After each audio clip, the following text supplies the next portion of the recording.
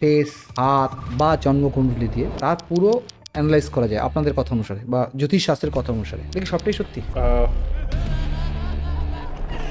এখন জ্যোতিষের ব্যবসা না রমরমিয়ে, তো সেই জায়গায় দাঁড়িয়ে মানুষকে ভয় দেখিয়ে কি তার ক্ষতি করছে না তার ভালো করছে? জ্যোতিষ কিন্তু ভয় দেখানো জিনিস নয়। কিন্তু মানুষ তো ওকে ভয় দেখাচ্ছে। ঈশ্বর, ভাগ্য, কর্ম এর সম্পর্কে কি জ্যোতিষশাস্ত্র? ধরুন ডিফিকাল্ট সিচুয়েশনে পড়ে গেলাম, তখন আমরা নিজের ওপর থেকে দায়িত্বটা সরিয়ে ঈশ্বরের ওপর দিয়ে দিই, এবং তখনই আমরা কিন্তু ভাগ্যের দোষ দিই। আমার ভাগ্যটাই ভালো ছিল না, আমার লাকটা খুব খারাপ। 2026 এটা আমরা বলছি রবির বছর। এখানেও কিন্তু অনেক ডিস্ট্রাকশন আমরা দেখতে পাবো, এবং আমি যদি বলি তাহলে অনেক অ্যাক্সিডেন্ট হবে যেহেতু রবির বছর আছে। এবং পার্টিকুলার যদি আমি বলি তাহলে মার্চ এপ্রিল মাসে কিন্তু আমরা বেশ কিছু ট্রেন অ্যাক্সিডেন্ট দেখতে পারি। অ্যাস্ট্রোলজি এই বিষয়টা নিয়ে আমাদের চ্যানেলে একাধিক পডকাস্ট হয়েছে, কিন্তু আজকের পডকাস্টটি একটু অন্যরকম। আজকের পডকাস্টে কিন্তু একবারও আমরা সেই টপিক নিয়ে আলোচনাই করিনি যেগুলো বিগত দিনে হয়ে গেছে। আজকের দিন যেটা আলোচনা করছি সেখানে হচ্ছে আদৌ এর কাজ করার পেছনে কারণটা কি। তাই অ্যাস্ট্রোলজি নিয়ে যদি আরও গভীরে জানতে চান তা অবশ্যই আজকের পডকাস্টে দেখুন। আর এই টপিক নিয়ে আজকে আমাদের সাথে আলোচনা করেছেন দেবরাজ মজুমদার, তিনিও কিন্তু পেশায় একজন অ্যাস্ট্রোলজার। তো চলুন শুরু করি। জ্যোতিষ কি আমাদের বোকা বানায়? জ্যোতিষ বিষয়টা কিন্তু আমরা সায়েন্সের পর্যায়ে ফেলতে পারি। এবার জ্যোতিষ বোকা বানায় কি বানায় না সেটা টোটালি ডিপেন্ড করছে আপনি কার কাছে যাচ্ছেন, কোন অ্যাস্ট্রোলজার আপনার প্রেডিকশন করছে তার উপরে। যদি জ্যোতিষবিদ্যাটাকে আমরা দেখি তাহলে এটা একটা এনশিয়েন্ট সায়েন্স। পার্টিকুলার কোনো একটা কোশ্চেন বা ডাউট নিয়ে যদি আপনি যাচ্ছেন কোনো অ্যাস্ট্রোলজারের কাছে, ফার্স্টে আমি বলবো সেই জিনিসটা করবেন না। ওকে, আপনি কারো কাছে যখন কোনো কনসালটেশনের জন্য যাচ্ছেন কোনো অ্যাস্ট্রোলজারের কাছে, সেই মুহূর্তে আপনি তাকে বলতে দিন আপনার প্রেজেন্ট এবং আপনার পাস্টের বিষয়। যদি দেখছেন সে ঠিক ঠিক বলতে পারছে তাহলেই তাকে কোশ্চেন করুন, আদারওয়াইজ ওখান থেকে বেরিয়ে আসাই শ্রেয় হবে। তাহলে আপনি ঠকবেন না। আপনি আমাকে দেখে বিশ্লেষণ করে দেবেন যে আমার পাস্ট কি ছিল? এই জ্যোতিষের অনেকগুলো পার্ট আছে। কিরকম? আমরা যেটা বিশ্লেষণ করি সেটা হচ্ছে জন্মকুণ্ডলী। জন্মকুণ্ডলী, ওকে। তো জন্মকুণ্ডলী দেখে কিন্তু আপনার পাস্ট এবং আপনার প্রেজেন্ট বলে দেওয়া পসিবল, আচ্ছা, একদম ডেট ধরে। আর একটা অ্যাস্ট্রোলজির পার্ট আছে, সেটাকে বলি আমরা হচ্ছে সমুদ্রবিদ্যা face reading. Face reading, exactly. আচ্ছা। তো ফেস রিডিং যদি কেউ পারে বা যারা আমরা করে থাকি তারা কিন্তু ফেস দেখেও আমরা বলে দিতে পারি যে আপনার ভবিষ্যৎ কি, past এবং অতীত কি ছিল, কি আছে বা আপনার ইন ফিউচার কি হতে পারে। আমরা লাস্ট একটা পডকাস্ট করেছিলাম হস্তবিদ নিয়ে।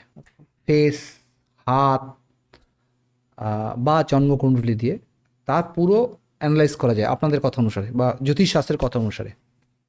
দেখি সবটাই সত্যি। দেখুন, ফেস বা হাত দেখে যেটা আমরা বলি সেটা আপনাকে কখনো হাত দেখে কোনো পার্টিকুলার ডেট বা ইভেন্ট ওয়াইজ বলা পসিবল নয়। হয়তো এটা কন্ট্রোভার্সি হতে পারে, অনেকেই আমাকে এনকাউন্টার করবে এই বিষয়ে, বাট এটা সত্যি যে কোনো হস্তরেখাবিদ আপনাকে তারিখ ধরে কোনো ইভেন্ট বলতে পারবে না। কিন্তু আমরা যারা কেপি করি, কৃষ্ণমূর্তি, তারা কিন্তু তারিখ ধরে বলে দিতে পারবো যে এই পার্টিকুলার ডেটে, বিকজ কৃষ্ণমূর্তি বা এই যে জন্মকুণ্ডলী ছক বিচার আমরা করি এটা কিন্তু পুরোটা একটা ইভেন্ট বেস অ্যাস্ট্রোলজি।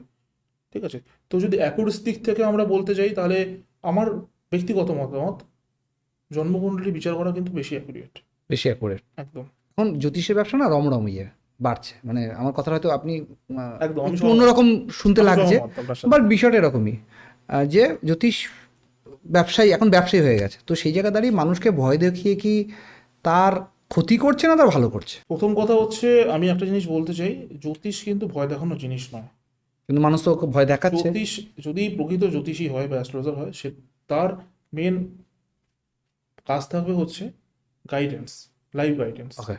ঠিক আছে, জ্যোতিষ কখনো আপনাকে বলছে না যে আপনার এই ক্ষতি হয়ে যাবে বা ওই ক্ষতি হয়ে যাবে তার জন্য এটা করতে হবে, জিনিসটা ওটা নয়। আমরা কিন্তু আপনার ভাগ্য কখনো বদলাতে পারবো না। একজন জ্যোতিষী কিন্তু কারো প্রিডিটেন যে আমরা ডেস্টিনি বলি সেটা কিন্তু কখনো চেঞ্জ করা যায় না, চেঞ্জ করতেও পারে না। তাহলে আমরা কি করতে পারি, আমরা আপনাকে একটা সঠিক পথ এবং গাইডেন্স রাস্তা দেখাতে পারি। ঠিক আছে, এবার এখন এই পার্টিকুলার টাইমটাতে প্রচুর অ্যাস্ট্রোলজার বেরিয়ে গেছেন যারা ফেক, ভণ্ড। ঠিক আছে, প্রপার ধরুন নলেজ নেই, তারা এসছেই হচ্ছে ধরুন পয়সা ইনকাম করার জন্য। ঠিক আছে, এবার সেই ক্ষেত্রে তারা তো গাইডেন্স যদি দিয়ে দেয় আপনাকে, বা ফার্স্ট অফ অল তারা দিতে পারবে না, কারণ সেই প্রপার নলেজটুকু নেই। এবার তাহলে সে কী করবে? শর্ট টার্ম মানে শর্ট টার্ম মানে যদি ইনকাম করতে হয়, সেক্ষেত্রে তাকে ভয় দেখানো ছাড়া তো আর রাস্তা নেই, অপশন নেই। তাই না? এই ভয় দেখানো বা জ্যোতিষকে ভুল পথে নিয়ে যাওয়ার, এর মধ্যে কি বর্তমানে সোশ্যাল মিডিয়া বড় একটা কারণ? একদম। সোশ্যাল মিডিয়া থেকেও বড় কথা হচ্ছে এখনকার দিনের মানুষ, যারা আমরা প্রচুর স্ক্রল করছি ফেসবুক, ইউটিউব, ইনস্টাগ্রাম, তারা কিন্তু আমরা প্রচণ্ড পাজল। আমরা নিজেরাই জানি না যে আমি কোনো একটা ব্যক্তি সেই জ্যোতিষীর কাছে আসছে কি কারণে আসছে, সেই তার মূল মানে যে একটা এম থাকে কোন কারণে যাচ্ছে সেটাই জানে না। র্যান্ডাম স্ক্রোল করছি আমরা, ঠিক আছে, কাউকে একটা ভালো লেগে গেল আমরা ফোন করে নিলাম, বাট এটা করা উচিত নয়। অ্যাটলিস্ট সেই যে জ্যোতিষীর কাছে যখন যাচ্ছেন আপনি, তার বেশ কিছু ভিডিও এবং তার বক্তব্য শুনে তার সাথে ফ্রিকোয়েন্সি ম্যাচ হচ্ছে কিনা সেটা দেখা গুরুত্বপূর্ণ আমার মনে হয়, ঠিক আছে? তো এই যে সোশ্যাল মিডিয়ায় এত কিছু হয়ে গেছে এখন, ঠিক আছে, এবং পার্টিকুলার বেশ কিছু মানুষ, আমি প্রচুর ক্লায়েন্ট এরকম ফেস করেছি যারা অলরেডি মানে ফেসবুক, ইনস্টাগ্রাম দেখে দেখে অলরেডি অনেক জ্যোতিষীর বিষয়ে অনেক কিছু জেনে গেছে, কিন্তু অনেকটাই ভুল জেনে গেছে, ঠিক আছে? তো সেই ক্ষেত্রে একটা জিনিস যখন আপনি ভুল জানছেন, ঠিক আছে, সেটাকে রেকটিফাই করা কিন্তু একটু ডিফিকাল্ট হয়ে যায়, বিশেষ করে যারা আমরা অ্যাডাল্ট এবং প্রাপ্তবয়স্ক তাদের জন্য। মানুষ ফেসবুক, সোশ্যাল মিডিয়া দেখে বা ফেসবুকের মতো যে বাকি সোশ্যাল মিডিয়াগুলো আছে সেগুলো দেখে মানুষ তার টোটকা খুঁজছে এখন, সবই মোটামুটি ওখান থেকে পেয়ে যাচ্ছে। এবং এর সাথে আর একটা যেটা এফেক্ট, আমি একটা ঘটনা বলছি রিসেন্টলি, সেটা হচ্ছে যে কিছুদিন আগে একজনের সাথে আমার কথা ছিল, সে তার ছেলে এই মুহূর্তে পড়াশোনা মানে ফোকাস পাচ্ছে না, সবে মাধ্যমিক থেকে 11-এ আছে, সামনে মাত্র উচ্চ মাধ্যমিক দেবে। তার বক্তব্য হচ্ছে যে হয়তো আমার ছেলে গুরুদোষ লেগেছে, আমার একটা ভালো প্রতিকার চাই। এই সোশ্যাল মিডিয়াতে যেটা আমি বক্তব্য বলতে চাইছি, যে মনে হয় না যে মানুষের ধৈর্যটাও কমে গেছে? একদম 100%। এবার ধরুন আমি আপনার এক্সাম্পলটা টেনেই বলছি, আপনার কাছে যিনি এসেছিলেন, তিনি কি তার যে বাচ্চা আছে, চাইল্ড আছে, তার সাথে কখনো বসেছে 1-to-1 যে তার কি বক্তব্য, সে মেবি কেন করছে? মেবি হয়তো বসেছে। আচ্ছা, এবার সে যে অ্যাজাম্পশন করে নিচ্ছে যে গ্রহদোষ লেগেছে, সেটা কি বেসিসে করছে? তা তো জানি না, এটা সোশ্যাল মিডিয়ার এফেক্ট না তো? এক্স্যাক্টলি, নিশ্চয়ই সোশ্যাল এটাই মিডিয়ার বলছি। এফেক্ট। সে র্যান্ডাম দেখেছে, এই জিনিসগুলো দেখাচ্ছে, আপনার বাচ্চা পড়াশোনা করছেন, আপনি এই টোটকা করুন, এই পাথর পরিয়ে দিন, তাই তো? অ্যাকচুয়ালি কিছুটা আপনার ব্যাকগ্রাউন্ড এবং মানে সাইকোলজি খুব বড় একটা ভূমিকা এখানে পালন করে। তো একটা মানে গ্রোয়িং ফেজে, একটা পার্টিকুলার বাচ্চার গ্রোয়িং ফেজে অনেক সাইকোলজিক্যাল চেঞ্জেস হয়। সেই চেঞ্জেসগুলো তার মানে ওই টাইমে প্যারেন্টিং কীভাবে সেটাকে ম্যাচ করাচ্ছে এবং সেই টাইমে প্যারেন্টিং কীভাবে তাকে গাইড করছে, অনেকটা ম্যাটার করে। এটাই মানে একটা পার্টিকুলার বাচ্চা ধরুন পড়াশোনা করছে না, এটাই কিন্তু মানে গ্রহদোষের জন্য হচ্ছে আমরা কিন্তু বলতে পারি না। মানে অবশ্যই বেসিক্যালি সোশ্যাল মিডিয়াটা এত পরিমাণে ইনফ্লুয়েন্স হচ্ছে Exactly. মানুষ, যার ফলে না তাদের মধ্যে ধৈর্যটাই থাকছে না যে আদৌ সমস্যাটা তো অন্য কিছু হতে পারে। এক্স্যাক্টলি, আমরা টাইম দিচ্ছি টাইম না। দিচ্ছি না প্রত্যেকটা সময়ের ক্ষেত্রে, মানে সময়ে দেওয়া বলুন বা প্রত্যেকটা ইস্যুতে একদম সেটাকে অ্যানালাইজ করা, সেটা আমাদের হয়তো অনেকটাই কমে গেছে। একদম আমরা বলছিলাম সময় দেওয়া বা ধৈর্য না ধরা। যদি কারো বিশ্বাসই না থাকে, তবে কি সে জ্যোতিষ তার উপর কাজ করবে বা জ্যোতিষশাস্ত্র তার উপরে কাজ করবে? আর যার জ্যোতিষ- বিশ্বাস থাকবে তার কি বেশি করবে, এরকম কিছু বিষয় আছে? এরকম কিন্তু বিষয় নেই। আপনি যদি একটা সত্যি কথা বলতে, আপনি কোনো একটা অ্যাস্ট্রোলজারের কাছে যাচ্ছেন, আপনি তো একটা বিশ্বাস নিয়েই যাবেন।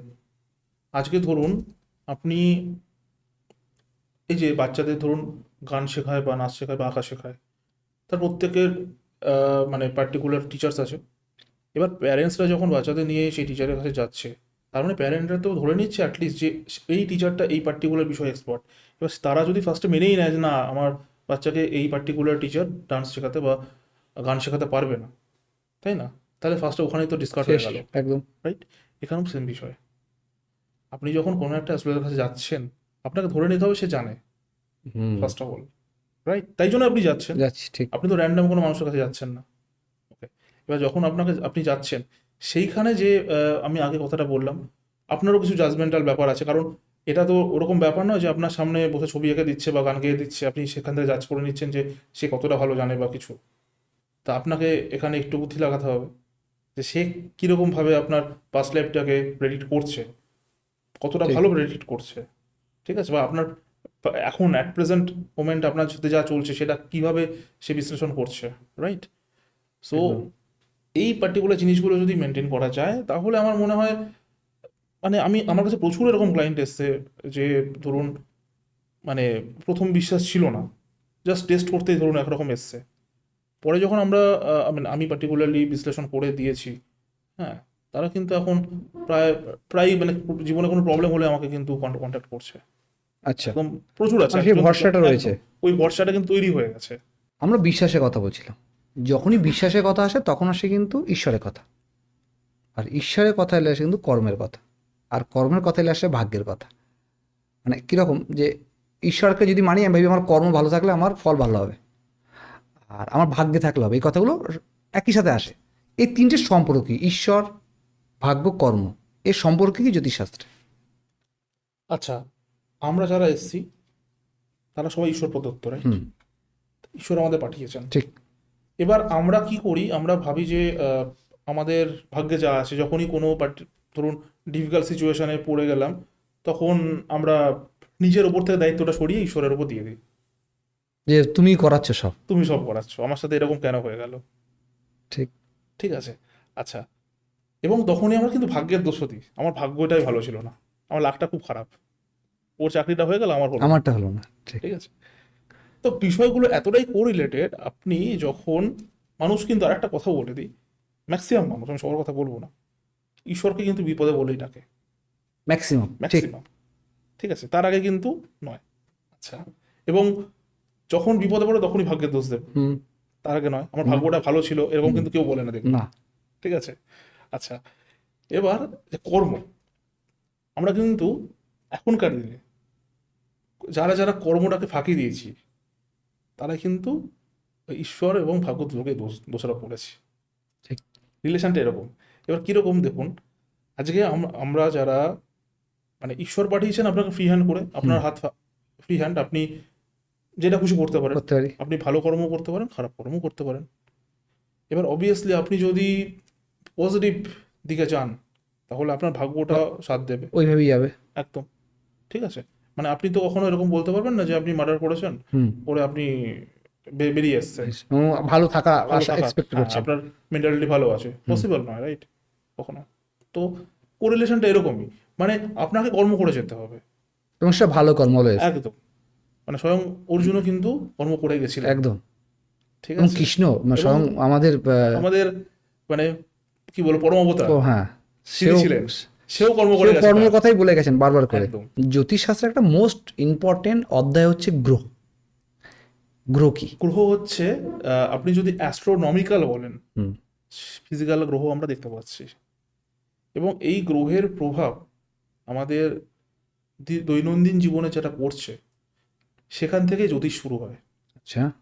ঠিক আছে, এবার আমি অ্যাস্ট্রোনমি থেকে যদি অ্যাস্ট্রোলজিতে চলে যাই, সেখানে গ্রহ হচ্ছে আপনার টুল টু মেজার আপনার ভাগ্য কেমন থাকবে, মানে পরিমাপ করতে পারে পরিমাপ বেসিক্যালি। করা যায়, আচ্ছা। একটা টুল।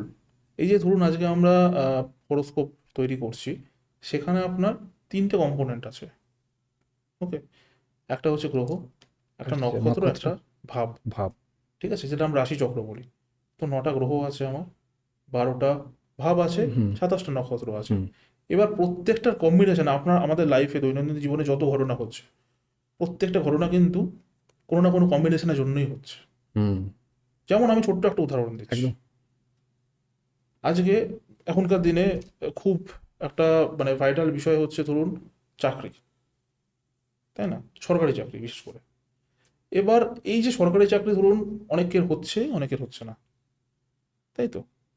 এবার অনেকেই বলবে যে হ্যাঁ, মানে কোয়ালিফাইড লোক প্রচুর আছে যারা হয়তো রিজার্ভিং পাচ্ছে না।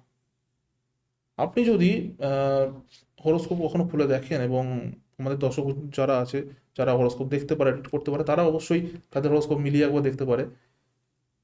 যদি সেকেন্ড হাউস মানে দ্বিতীয় ভাব, ষষ্ঠ ভাব এবং দশম ভাবের সাথে যদি রবি যুক্ত হয়ে থাকে, হুম। তাহলে তার সরকারি চাকরি কেউ আটকাতে পারবে না, এতটাই প্রেডিকশন করা যাবে। এতটাই প্রেডিকশন করা যাবে পারফেক্টলি। এবার কখন হবে? ধরুন কারো চার্টে সেটা আছে, তাই তো? সেটা কখন হবে? তখনই আসে হচ্ছে দশার অন্তর্দশার খেলা। হুম। আমরা তার যে সাথে দশাগুলো অ্যাড হয়ে গেল। একদম এটাও আর একটা কম্পোনেন্ট। এবার দেখতে হবে যে এই যে আপনার কানেকশন, এই কানেকশনের ট্রানজিট, যেটা আমরা বাংলায় গোচর বলে থাকি, হুম। এই গোচরে কোন মোমেন্টে এই সবকটার যে কানেকশন বললাম তাদের নক্ষত্রপতি এবং আহ, আপনার লর্ড কীভাবে ট্রানজিট করছে এবং তাদের দশা অন্তর্দশা কোন টাইমে আসছে, ঠিক আছে, সেই ডেটটা মানে সেই পার্টিকুলার ফেজটা দেখে আমরা কিন্তু ডেট ধরে বলে দিতে পারবো যে এই ডেটের মধ্যে আপনার কিন্তু সরকারি চাকরি হবে। মানে এতটা নিখুঁতভাবে বলা এতটা যাবে নিখুঁতভাবে যদি বলা সবকটা যায়। কম্পোনেন্টকে মানা Exact. যায়, মানে মাপা যায়। একদম একদম। আচ্ছা। আচ্ছা, এখানে আমি যখন এতটা বললামই, আমি একটু ভেঙে বলে দিই। এই যে ডেটের কথা আমি বললাম যে ইভেন্ট, এটা তো একটা ইভেন্ট, সরকারি একদম চাকরি এটা বড় একদম ইভেন্ট একদম। লাইফের। এই ইভেন্ট বেস যখন আমরা অ্যাস্ট্রোলজিতে চলে যাই তখন আসে হচ্ছে কৃষ্ণমূর্তির কথা, কৃষ্ণমূর্তি বলতে কেপি অ্যাস্ট্রোলজি। ওকে সেখানে কনসেপ্ট হচ্ছে সাবলট এবং সাব অফ সাবলট, ওকে। ঠিক আছে। এই সাব অফ সাবলট এবং সাবলটের কম্বিনেশন দিয়ে কিন্তু আমরা এক্স্যাক্ট পার্টিকুলার বার ধরে কোন বারে কোন দিনে, এবং এটাকে যদি আরো ভাঙা যায়, সাব অফ সাবলটটাকে যদি আমরা আরো ভেঙে দিই তাহলে কোন টাইমে হবে সেটাও বলে দেওয়া পসিবল। এতটা নিখুঁতভাবে জ্যোতিষশাস্ত্রে বের করা যাবে। এবার তার একটা কন্ডিশন আছে। কি কন্ডিশন? আপনার যে জন্ম তারিখটা আছে সেই তারিখটা কিন্তু অ্যাকুরেট হতে হবে। অ্যাকুরেট হতে হবে, এবং অ্যাকুরেট না হলেও যারা আমরা জ্যোতিষ বন্ধু আছি তাদের কিন্তু বার্থ টাইম রেক্টিফিকেশন করে নেওয়া উচিত, যেটাকে বিটিআর বলি আমরা, সেটা কিন্তু করে নেওয়া উচিত। আচ্ছা, কিভাবে করেন ওটা? ওটা একটা প্রসেস আছে আমাদের পার্টিকুলার। আচ্ছা। আপনি যখন জন্মেছেন তার যে তারিখটা আপনাকে ডক্টর বলে দিয়েছে সেটা কিন্তু অ্যাকুরেট টাইম নয়, তার কিন্তু 5-10 মিনিট আগে পরে হবে, হুম। হওয়াটা খুব ন্যাচারাল, রাইট? ঠিক। তো আমাদেরকে জন্মের ওই মুহূর্তে চলে যেতে হবে, এবং তখন কোন টাইমটা ছিল সেই টাইমটাকে বের করতে গেলে আমরা এই বার্থ টাইম রেক্টিফিকেশন প্রসেসটা ফলো করি, এবং সেই প্রসেসে আমি পার্টিকুলার টাইমটা যদি পেয়ে যাই তাহলে কিন্তু আমি বলে দিতে পারবো আপনাকে কি হচ্ছে বা কি হবে। যদি কারো প্রপার টাইম না ঠিক হয়, মানে প্রপার টাইম আপনি বলেন 5-10 মিনিট, কিন্তু আমি ধরে নিলাম যে হয়তো টাইমটা অনেকটা বা তার টাইম মনেও নেই, এক্স্যাক্ট সেই ক্ষেত্রে কি জ্যোতিষশাস্ত্র কোনোভাবে কাজ করবে? একদম কাজ করবে। কিভাবে? এবার দেখুন, আমি যদি জন্মকুণ্ডলী বিচারেই যাই হুম। তাহলে হোরা বলে একটা পদ্ধতি হয়, আচ্ছা। ঠিক আছে। তো এখানে কন্ডিশন আছে। কি কন্ডিশন? এখানে কিন্তু আমি আপনার লাইফের এন্ড টু এন্ড বলতে পারবো না, রেস্ট্রিকশন আছে এখানে। হুম, যেটা আপনি এর আগে বলছিলেন বলতে পারবেন। এক্স্যাক্টলি, জন্মকুণ্ডলী দিয়ে। হুম। জন্মকুণ্ডলী দিয়ে কিন্তু এন্ড টু এন্ড বলা পসিবল নয়। সেক্ষেত্রে আপনার হস্তরেখা, যেটা আমি বললাম, ওটা হয়তো এক্স্যাক্ট ইভেন্ট বেস হয় না, ঠিক এটা আছে, একটা আনুমানিক ধারণা একটা দেওয়া যায়। আনুমানিক ধারণা পাওয়া যায়। আর হোরা পদ্ধতিতে রেস্ট্রিকশনটা বা আপনার মানে হ্যাঁ, রেস্ট্রিকশনটা কোথায়? রেস্ট্রিকশনটা হচ্ছে এখানে কিছু পার্টিকুলার কোশ্চেনের অ্যান্সারই মাত্র আমি দিতে পারবো, তার বেশি কিছু আসবে না। না তার বেশি কিছু কিন্তু আসবে না। ওকে। তার মানে আমি যদি জ্যোতিষশাস্ত্রকে মানি বা জ্যোতিষশাস্ত্র দিয়ে আমি আমার জীবনকে একটা আইডিয়া নিতে চাই আমার জীবনের, সেই ক্ষেত্রে আমাকে জন্ম তারিখ এবং জন্ম ডেট নিখুঁত জানতে হবে, একদম। তবেই সম্ভব। দেখুন, আজকে ট্যারোটের কথা যদি আমি বলি, ট্যারোট কিন্তু বলতে পারে এটা হচ্ছে একটা মানে সাইন অফ ইউনিভার্স, ওকে। আমরা বলে থাকি ট্যারোট। তো ট্যারোটে কি হয়, আপনার পার্টিকুলার কিছু আপনি কোশ্চেন্স করবেন, মানে আপনার ওই পার্টিকুলার কোশ্চেন্সের আপনার ইয়েস নো অ্যান্সার দিলে ওটা বেশি অ্যাকুরেট হয়, কিন্তু পুরো ইভেন্ট বলা পসিবল নয় ট্যারোট দিয়ে, ঠিক আচ্ছা। আছে। নিউরোলজি দিয়ে কিন্তু অনেকটা বলা পসিবল।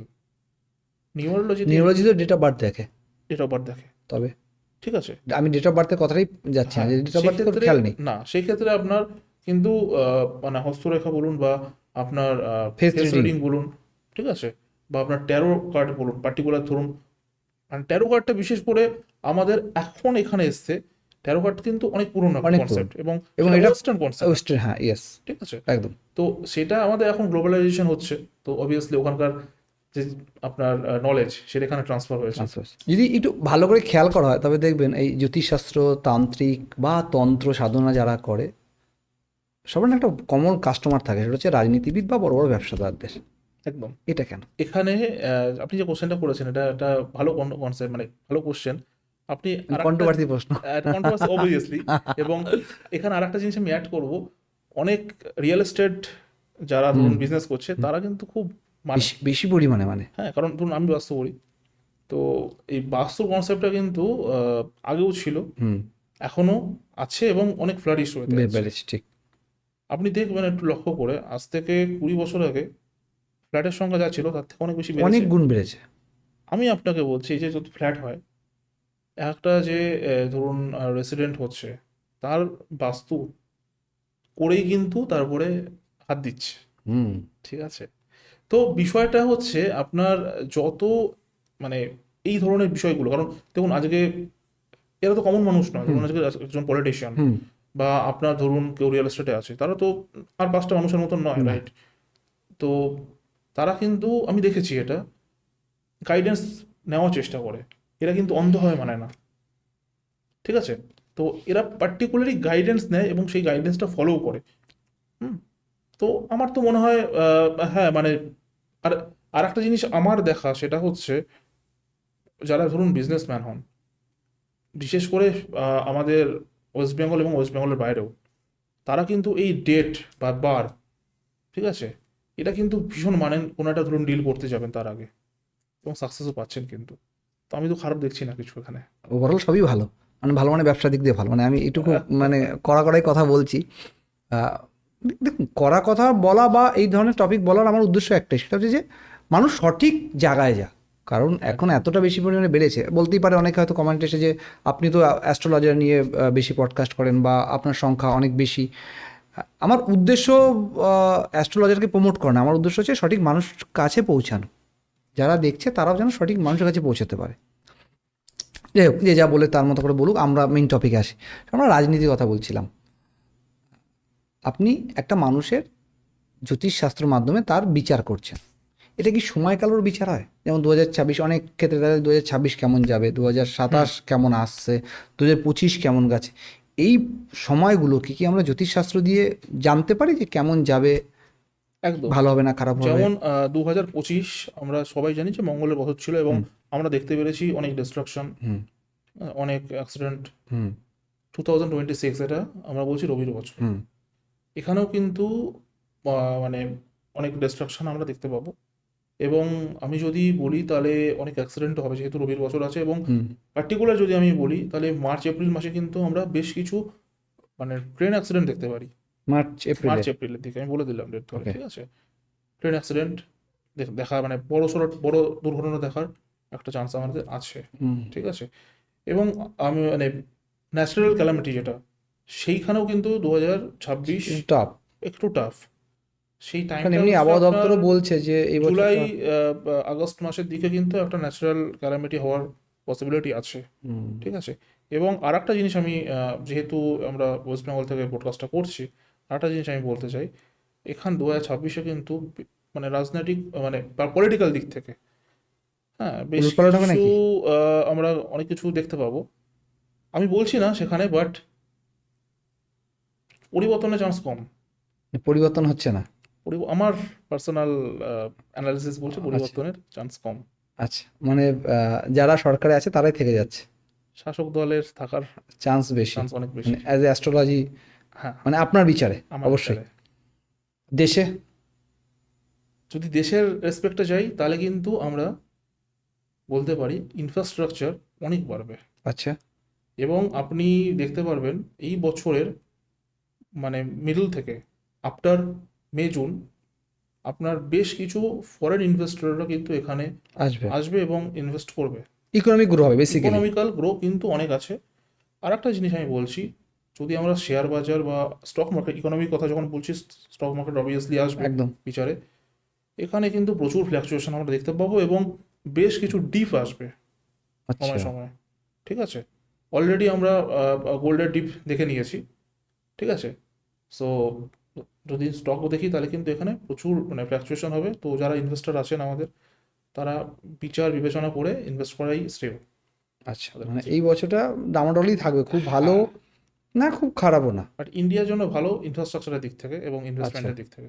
2025 আমরা ধ্বংস দেখলাম, 2026টা তুমি বলছো যে ট্রেন দুর্ঘটনা হতে পারে, প্রাকৃতিক দুর্যোগ হতে পারে, বাট ইকোনমির আবার গ্রোথ হবে। একটা সাধারণ মানুষ যারা এই সেগমেন্টটা বোঝে না, তাদের কোন কোন বিষয়গুলো অ্যাভয়েড করা দরকার এবং কোন কোন বিষয়গুলো নজর রাখা দরকার? তুমি তোমার তোমার বর্ণনা বা তোমার এক্সপিরিয়েন্স অনুসারে বা তোমার চার্ট অনুসারে কি দেখছো? এক্স্যাক্টলি, বেসিক্যালি আমি বলবো যারা ধরুন একদম নতুন এবং প্রচুর এখন দেখবেন ইউটিউবে এই ট্রেডিং রিলেটেড প্রচুর ভিডিও আছে, হুম ঠিক আছে? ফাটকা ইনকাম ট্রেডিং। তো ট্রেডিং অ্যাকচুয়ালি ফাটকা নয়, এটা অবশ্যই এটা অ্যানালিসিসের ব্যাপার হ্যাঁ, আছে, এটা এটা হ্যাঁ হিউজ অ্যানালিসিস ব্যাপার আছে। ঠিক।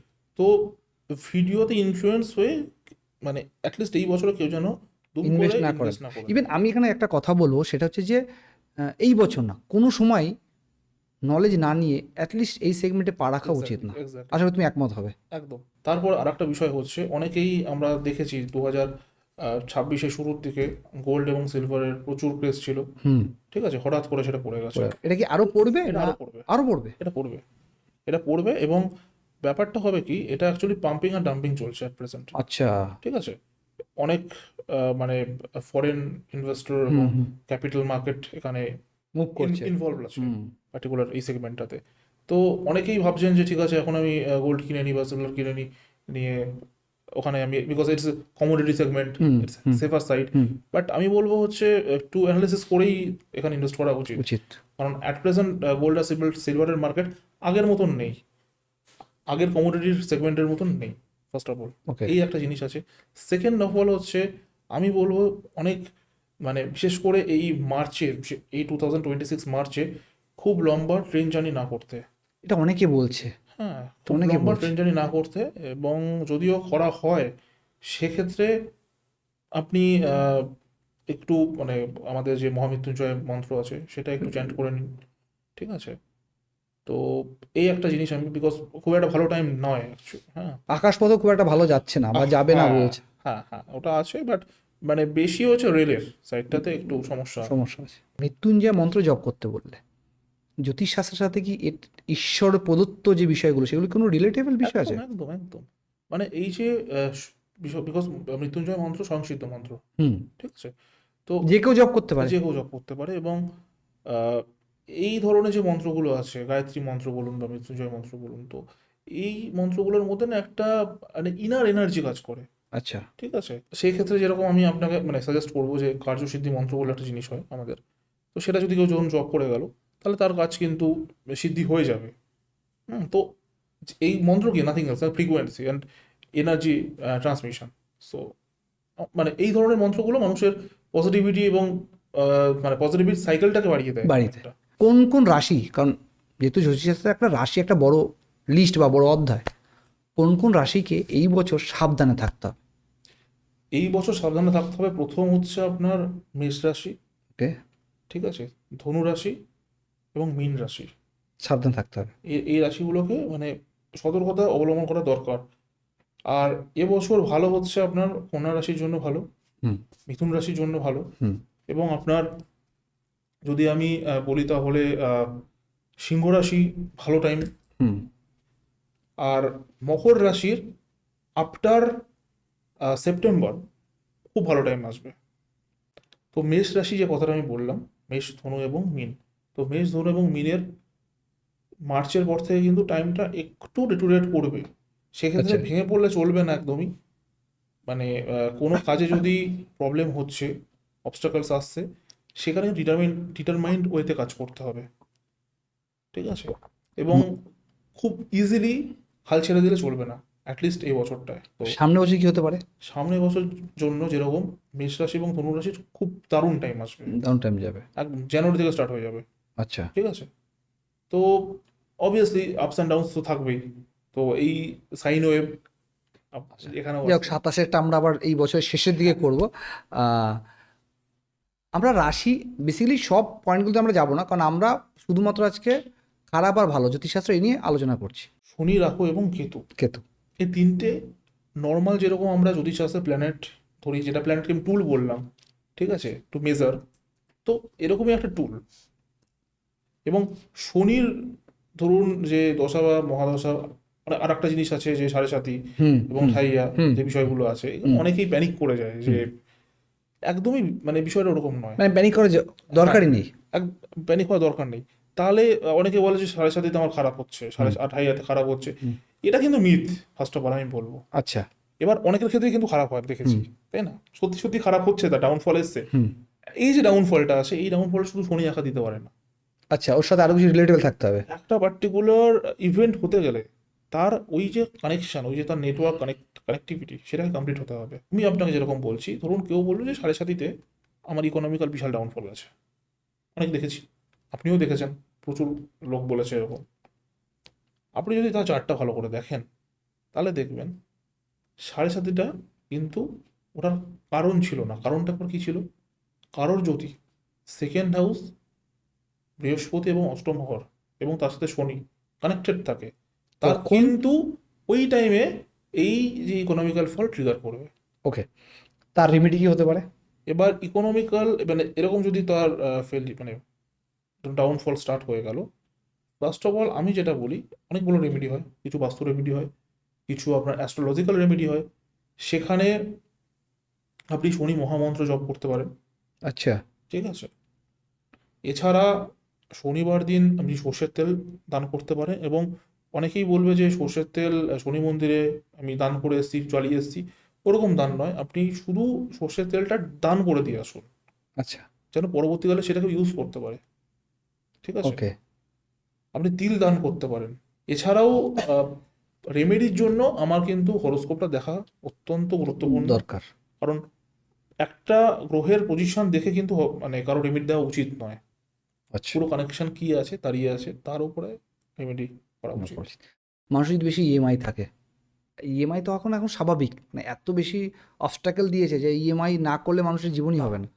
ইএমআইটা যে আমরা আসছে না, প্রশ্নটা যখন আসছে, এইটার পেছনেও কিন্তু অনলাইন এবং আমাদের ইনফ্লুয়েন্সার প্রচুর যারা কাজ আছেন করে, প্রচুর কাজ করছে। প্রচুর কাজ আজকে করে। আপনি দেখবেন আপনার হয়তো যে জিনিসটা দরকার নেই আপনি সেটাও কিনছেন। সেটাই কিনছি। কেন কিনছেন? কারণ আপনার পাশের জনের মানুষের হাতে আছে একদম। সেটা, আমি ইনফ্লুয়েন্স হচ্ছি বেসিক্যালি। আপনি ইনফ্লুয়েন্স হচ্ছেন। কিন্তু আমি যে প্রশ্নটা করতে চাইছি, যেহেতু আমরা জ্যোতিষশাস্ত্র নিয়ে কথা বলছি, কেউ যদি অলরেডি জর্জরিত হয়ে যায়, তার রেমেডি কি হতে পারে?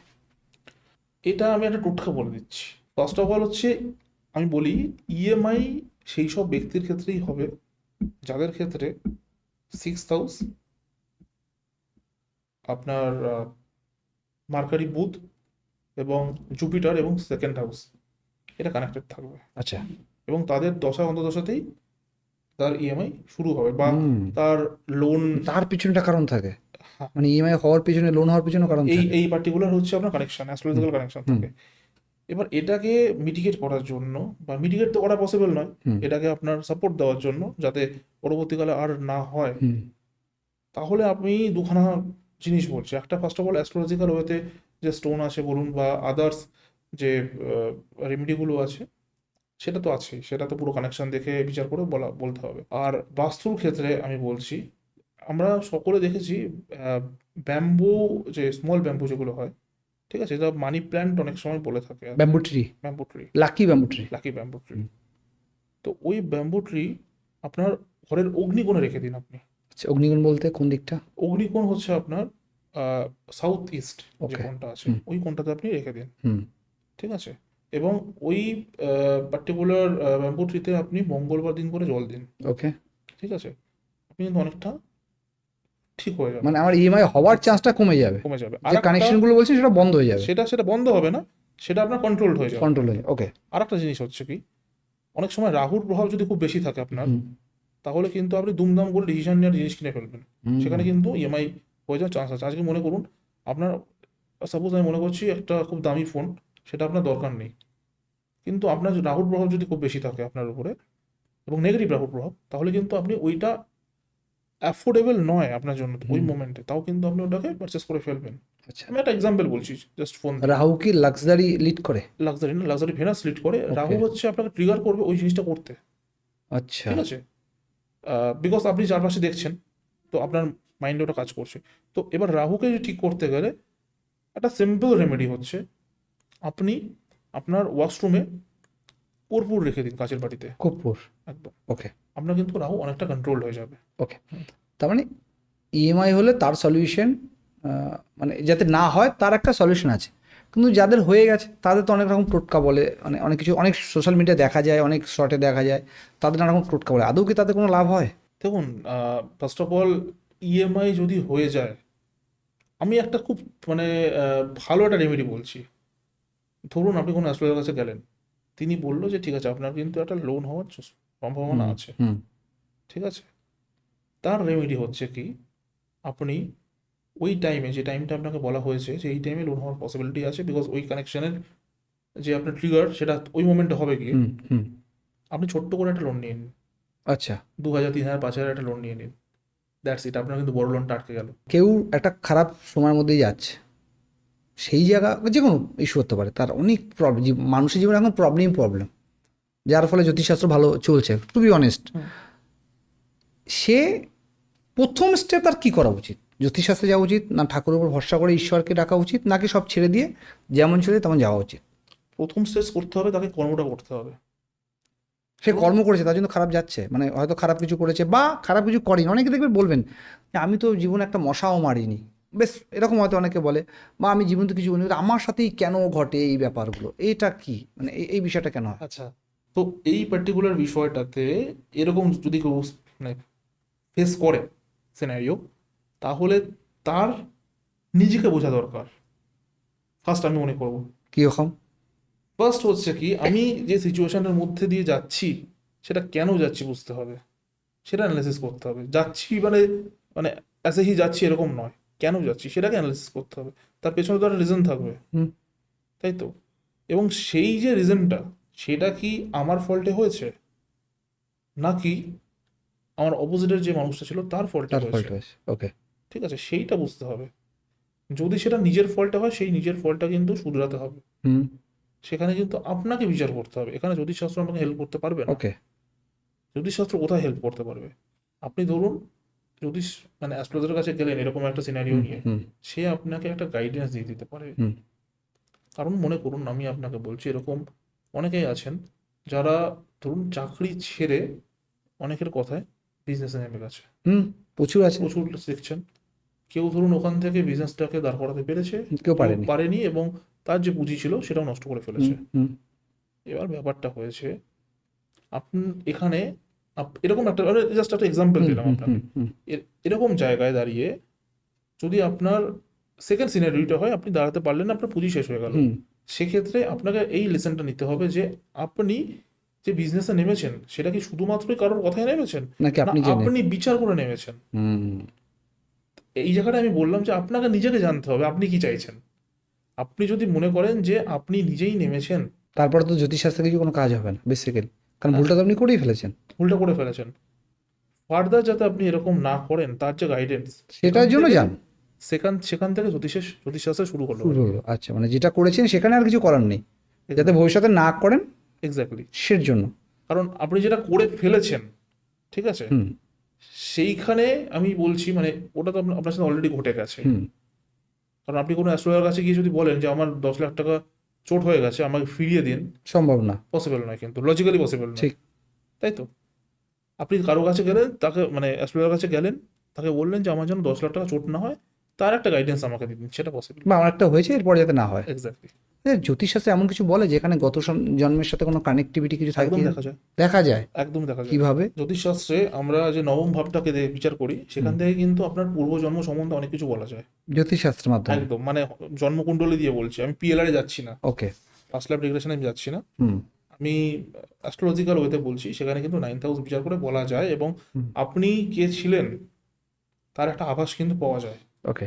ইন ফিউচার আপনি কি করতে চাইছেন এবং কেন এসছেন আপনি, হুম সেটাও বলা যায়। এবার আচ্ছা।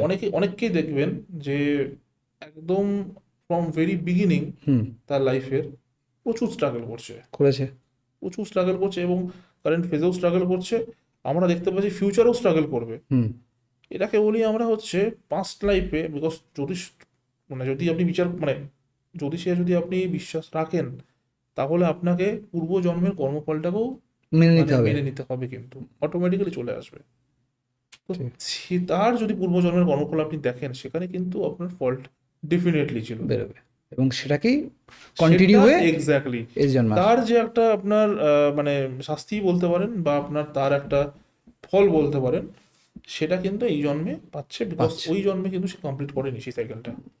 মানে আমাদের সাথে যদি কিছু খারাপ ঘটে থাকে, আমাদের যেখানে হাত নেই, কিচ্ছু নেই, তবে সেটা আমরা মানতেই পারি যে আমাদের হয়তো গত জন্মের কিছু একটা প্রবলেম ছিল। কানেক্টিভিটি রয়েছে Exactly. ওখানে একটা। ওকে। জ্যোতিষশাস্ত্রই আমার তবে ভাগ্য নির্ভর করে তুলছে নাকি কর্ম নির্ভর করে তুলছে? জ্যোতিষশাস্ত্র কিন্তু ভাগ্য নির্ভর করার জন্য নয়। কেন? তুমি তো এইমাত্র আমাকে বললে যে গত জন্মে যদি কোনো একদম, কর্ম খারাপ থাকে একদম, তবে সেটা এই বছর রিলেট হবে। একদম। কেন নয়? কারণ হচ্ছে জ্যোতিষ শাস্ত্রের যে আমি যদি বলি কার্মিক যে ব্যাপারটা আছে, হুম কার্মিক যে সম্পর্কগুলো আছে, কার্মিক সম্পর্কটা কিন্তু আমাদের হাতে নেই, আচ্ছা। সেটা কিন্তু আপনি চাইলেও কিছু করতে পারবেন না। কোনটা আমাদের হাতে আছে? আমাদের হাতে আছে কারেন্ট ফেজ, বর্তমান যেটা বর্তমানের চলছে। যে ফেজটা সেটা আমাদের হাতে আছে, এবং এখানে কিন্তু কর্মটাই সব কিছু। হুম। আপনি যদি কর্ম করছেন, তার মানে হচ্ছে কিন্তু আপনার ভাগ্য অটোমেটিক্যালি চেঞ্জ আপনাকে হবে। সাথ দেবে আচ্ছা। আপনাকে। আমি যদি বলি, জ্যোতিষশাস্ত্র কিন্তু সবসময় কর্ম নির্ভর করে তোলার চেষ্টা করে মানুষকে। তার কারণ আমরা কিন্তু প্রত্যেকটা মানুষকে গাইডেন্স দিই, আপনি এই জিনিসটা করুন। যখনই একটা মানুষকে আমি বলছি আপনি এই কাজটা করুন, তার মানে কিন্তু আমি তাকে ডাইরেক্টলি ওই কাজটা করতে বলছি অ্যাজ আচ্ছা। এ অ্যাস্ট্রোলজার। কেন? তার কারণ ওই কর্মটা করলে তার ভাগ্য কিন্তু সাথ দেবে তাকে। আচ্ছা, তার মানে আমাদের জীবনে যদি জ্যোতিষশাস্ত্র আমরা মানি বা নাই মানি, আমরা কর্মের উপর বেশি একদম এগিয়ে যাওয়া always। উচিত। Thank you. এত সুন্দর একটা ডিসকাশন হলো। আমার মনে হয় আমরা শুধু আজকে জ্যোতিষশাস্ত্রর কাটাছেঁড়াই হলো, যাতে মানুষরা সঠিক ডিসিশনগুলো নিতে সাহায্য করে, এবং আপনি খুব ভালো বিশ্লেষণ করলেন, তার জন্য অসংখ্য ধন্যবাদ। ভালো থাকবেন।